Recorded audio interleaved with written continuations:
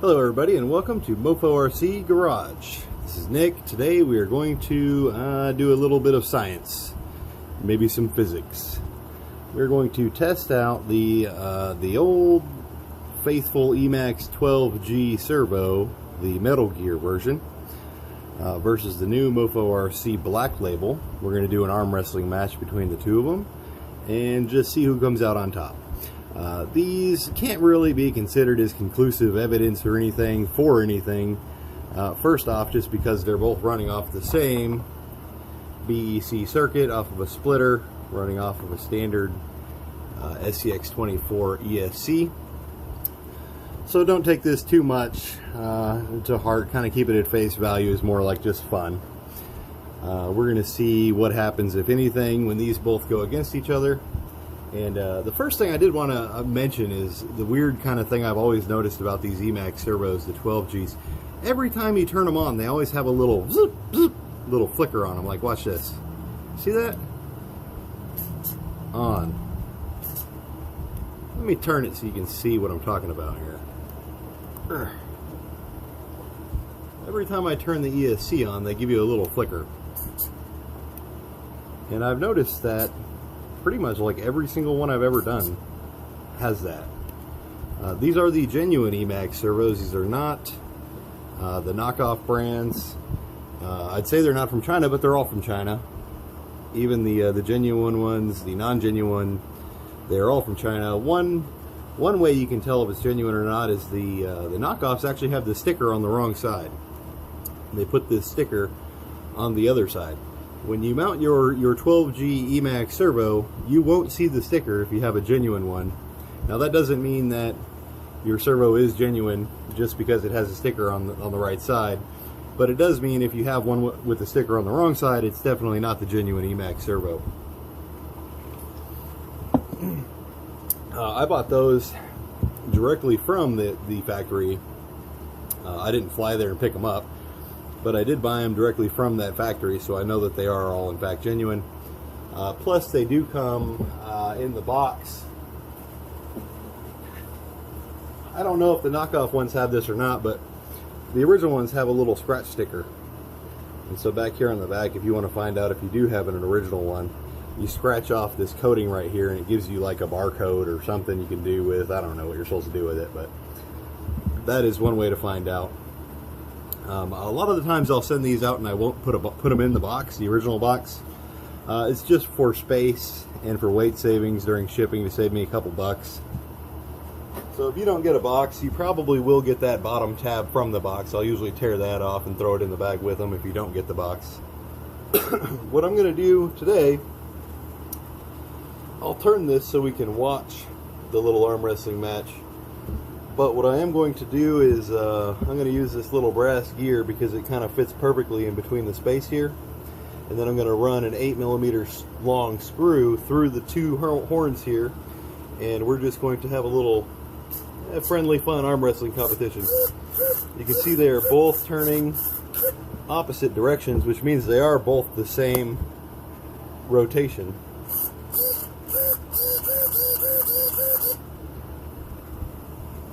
So I'm going to go ahead and turn this way. I'm going to turn it off because they're not perfectly lined up.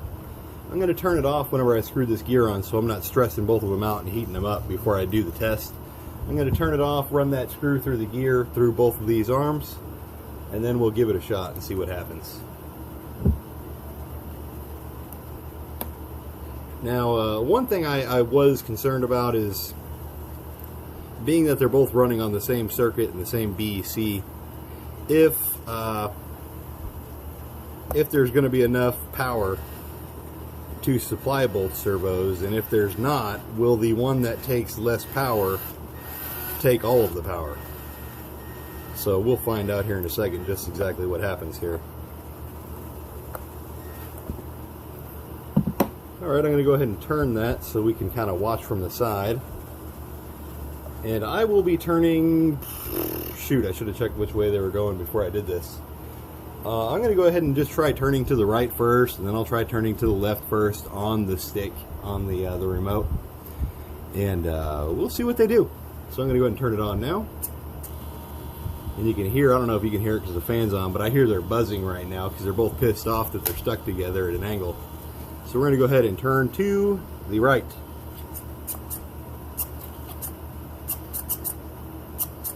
You can see that little Emax is kind of jittering out, trying to keep up with it. Now we'll try turning to the left.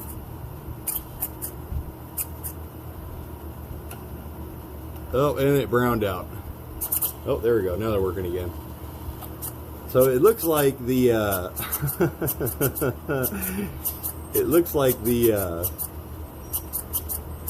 the black label is slowly yanking that sucker down, and the Emax is not happy about it. Oh, it browned out again. Man. Let's try going to the left again. Emax is huffing and puffing, but it is going the other direction for him. We'll just try going back and forth a little bit and see what happens.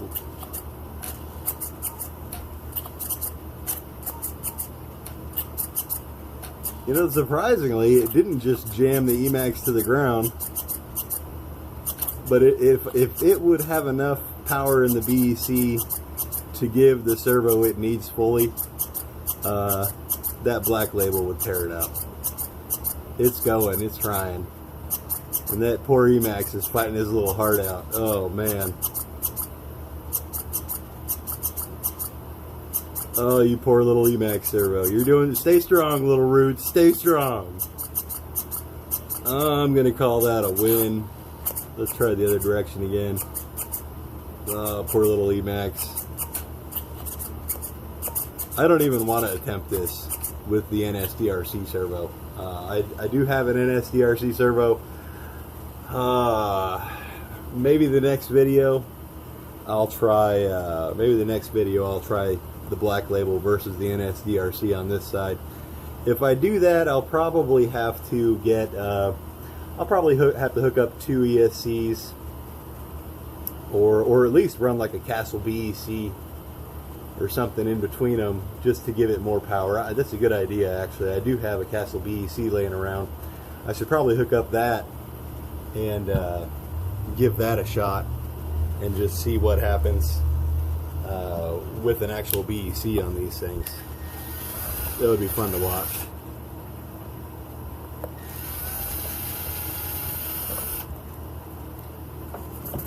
Okay, so when I turn to the right, this guy is going that direction. So if you hear me in the video saying I'm turning to the right or to the left, you'll see this one is clearly the winner. To the right. So the black label was definitely taking him out, and I bet if I had a BEC, the black label probably would have slammed the Emax down without a chance on this one. So the Emax won the last arm wrestling championship against where is it? Hang on.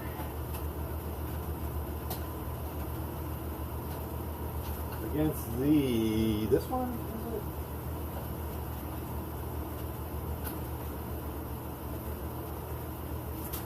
Okay, so the Emax won the last championship against both of these servos. This one, which is the what's it called? Corona or something?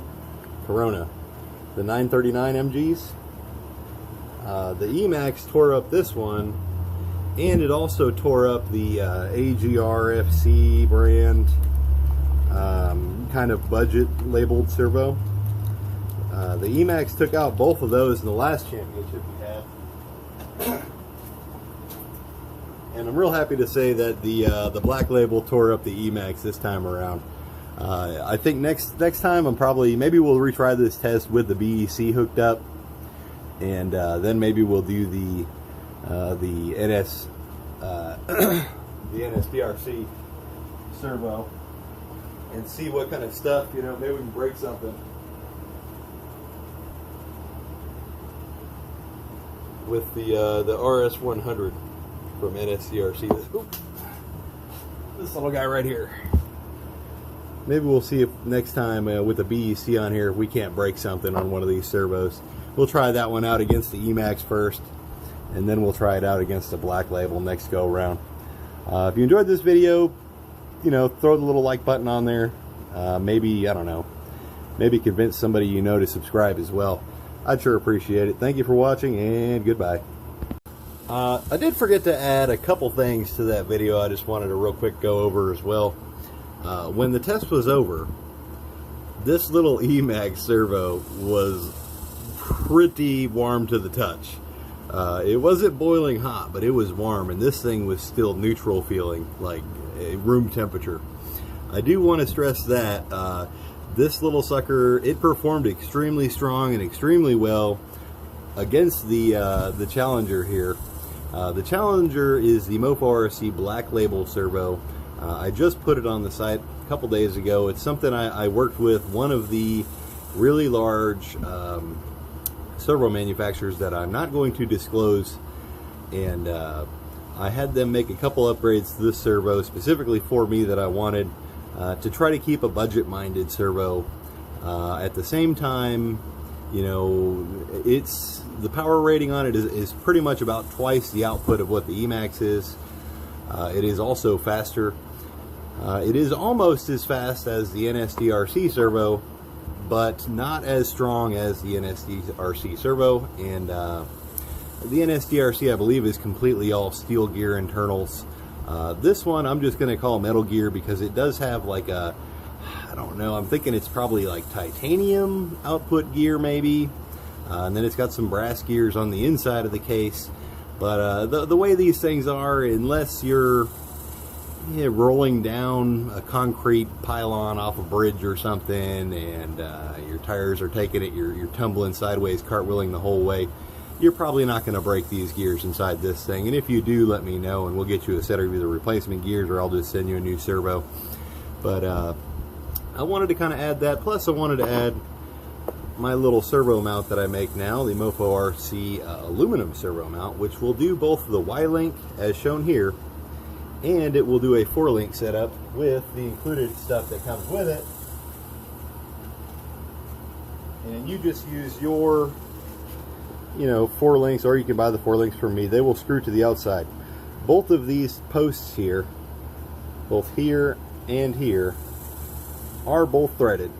So you can run a 4-link, one on each end, or you can run the stock Y-link, or you can swap back and forth between the two. The servo mount is adjustable front to back. You see how the posts right now are pretty far to the back. You can actually move it one spot back further if you want. There is 4 holes on each side here.